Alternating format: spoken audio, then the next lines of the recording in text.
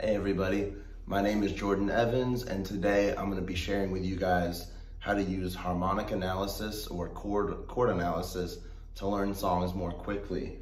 The piece I'm going to be analyzing and playing through today is called Arabesque. It's by Friedrich Burgmüller, and it is a quintessential teaching piece. Whether you're a teacher, learn this piece, teach it to your students, or if you're a student, go ahead and look at this piece. The reason why is because it goes through many dynamic levels. It has slurs and staccatos. It's very playful. And it has lots of hand movements that aren't too challenging. And it also introduces 16th notes in a very mannerful way. So like I count 16th notes with the Takadimi system. Takadimi, Takadimi, Takadimi, Takadimi, Takadimi, Takadimi. And then the next section after the main theme has an offbeat. 1 and 2 and 3, 4, or it's in 2, 4. 1 and 2 and 1, 2, 1 and 2 and 1, 2. So it's got that nice syncopation as well. So yeah, this is an extraordinary piece to teach. So today we're going to be doing a chordal analysis, and the whole point of this is when you can recognize patterns in music, you'll be able to, number one, remember them, but you'll also be able to predict when they're going to happen.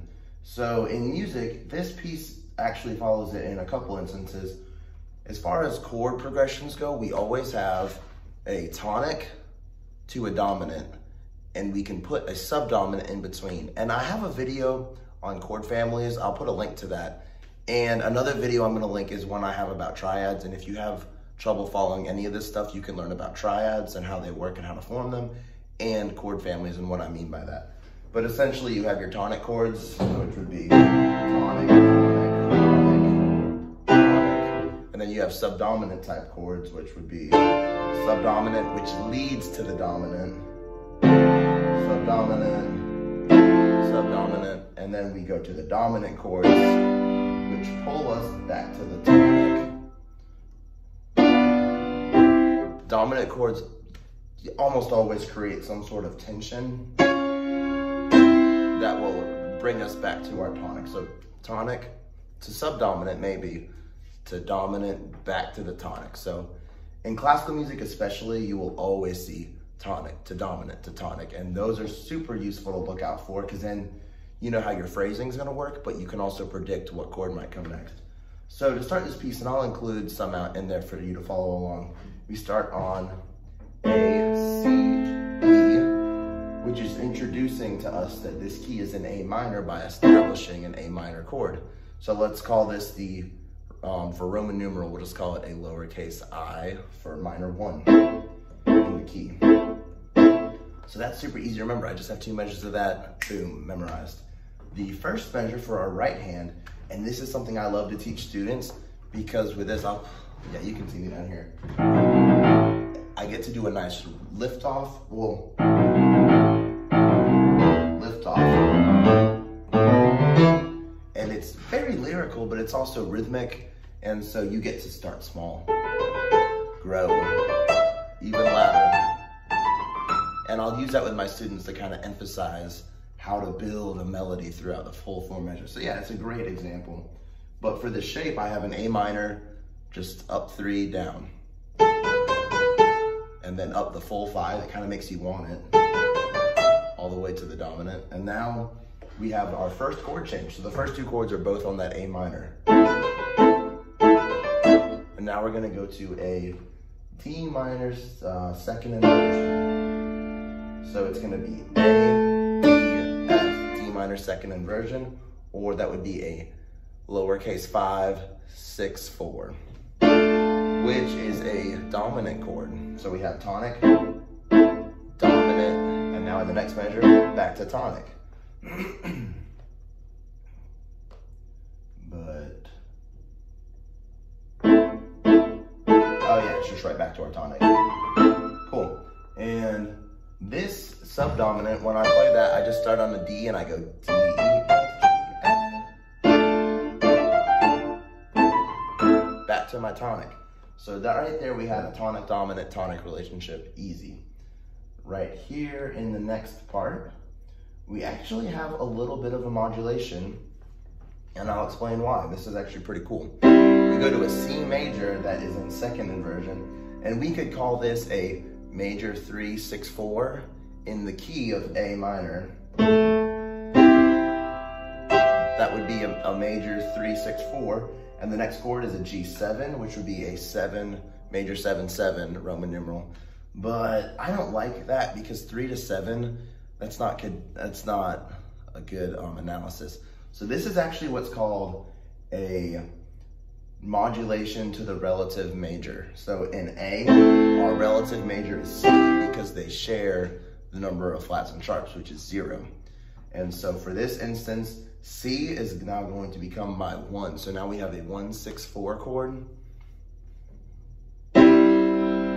which is tricky. I know I said that 1s are always dominant or tonic, but in this instance, 1-6-4 actually serves as a dominant, as a secondary dominant of sorts to the G. And the reason why that is because when I'm in this position, my G is in my bass, and my C and my E are half steps away from their destination. So it is a tonic, but it also serves as a secondary dominant to the dominant, which is G7. So I'll demonstrate very quickly what I mean. So for this, there it is.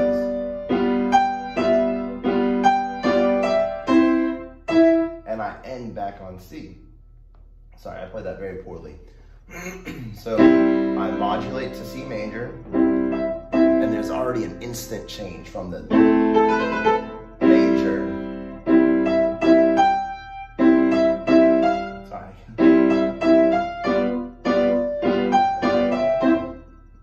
Yeah, and then we end on C, but we don't have a true cadence. It's what's called a half cadence, because we don't, that would be a full cadence, but we go, which kind of leads us back because E is the dominant of A minor, so that's bringing us back to A minor.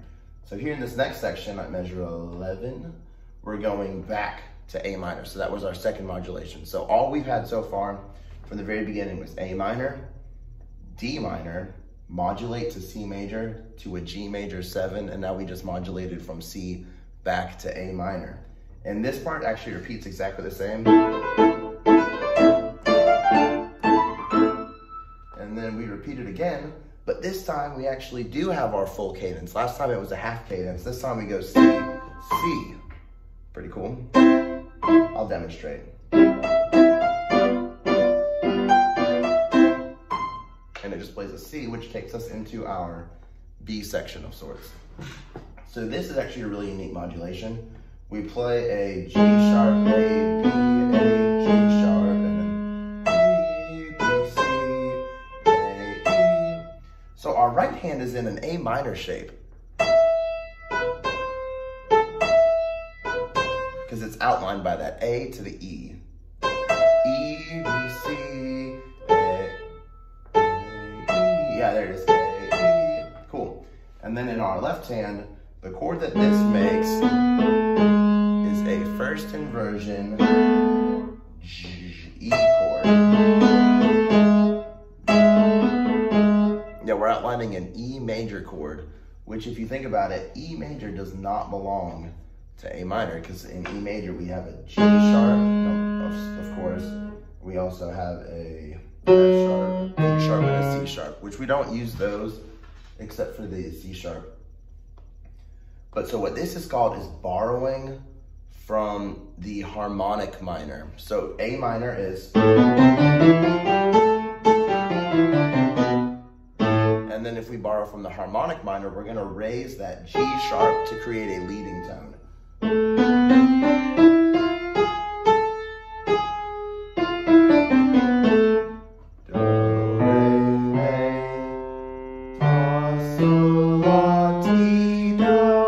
Yeah, right there. Instead of we have the leading tone. And so we're borrowing that to create an E major here, which is a dominant chord. So that's, let me see. Yeah, that's our dominant to tonic. So we're just using a major 5 to a minor 1.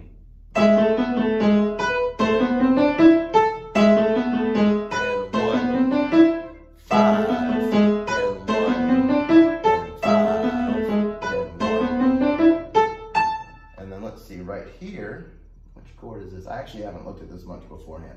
Ooh, interesting. We're using what's called Modal Mixture here, which I actually have a video that I made about this too, so I'll go ahead and link that one, about borrowing from the relative major versus the relative minor. So right here, we actually borrow from the, no, relative major would be C. This is the parallel major, and that's what the video I did. So the parallel major, relative major is C, because they both have the same number of sharps and flats. This is the, what did I just say? Parallel major, because it's on the same note. So we have A minor, A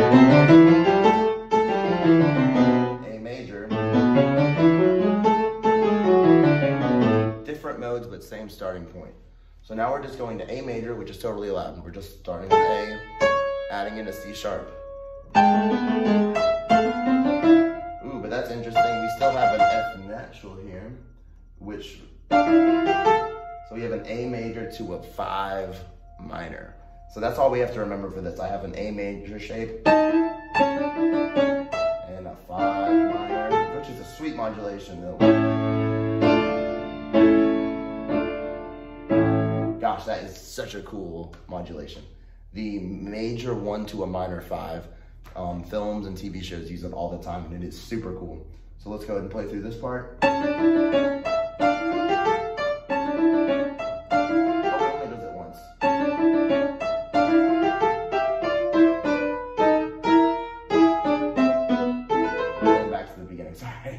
I'm not super familiar with this. I haven't played it in a minute. But this one we have, for this moving part section, we actually go to an E major, which is our dominant in the key of A minor. It's the dominant of the harmonic minor. And so when we play the G sharp, E, it leads us this chord that we're sitting on leads us into our A. Hear that? We have our dominant to tonic. Always sounds so good. And this is a very simple example of it. All right, so then on measure 27, we actually repeat what we did the first time. Remember, that's our D minor, which is the minor 5, to the minor 1. Right here at measure 31, we actually changed. The first time we had that C major chord. Now we're going to go to an A minor. It's just an A sus4. So we're suspending the 4th, which creates a kind of, it's not a resolved chord. So it's kind of like lost in it. And then it resolves to the minor. So as the first time we sounded very happy. Now it's very kind of lost. We don't know where we are.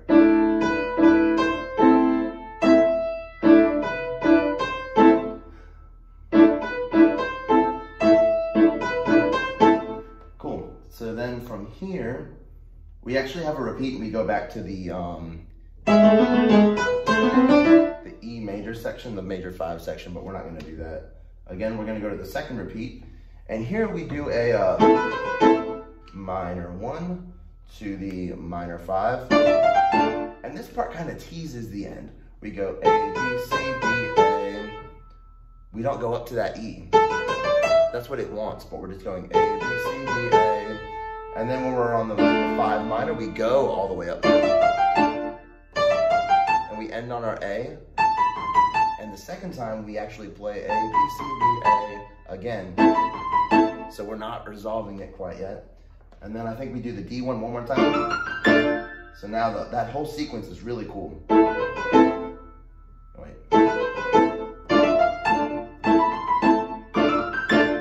And now we do a descending, just a 5-finger scale, but descending down to A. And then we end on our resolved perfect cadence. It's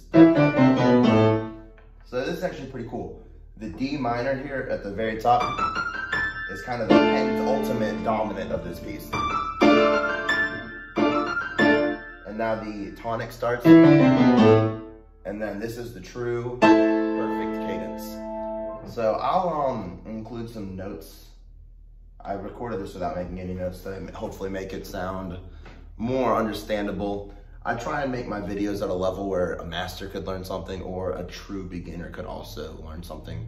Whether if what you're learning is advanced chord analysis techniques or simple articulations, stuff like that, or just understanding like how someone looks through a piano piece. So the way I looked at it, I pretty much memorized all the chords of this piece where I could play the whole thing from memory now.